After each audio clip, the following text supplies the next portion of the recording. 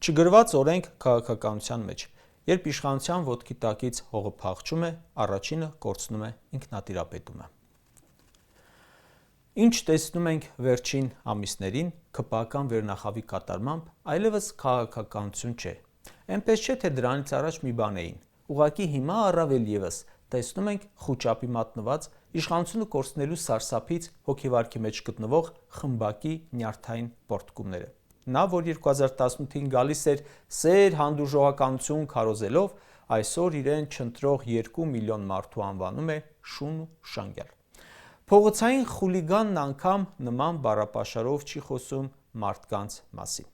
Պետական պաշտոնյան իրավունք չունի թշնամաբար վերաբերվել իրեն չընտրողներին, այլապես ստացվում է իր վերաբերմունքը դիտավորյալ է, սկսած աղքատ ու գործազուրկ պահելուց մինչև պատերազմում զոհ տալ ու ավտոյի տակ սպանելը։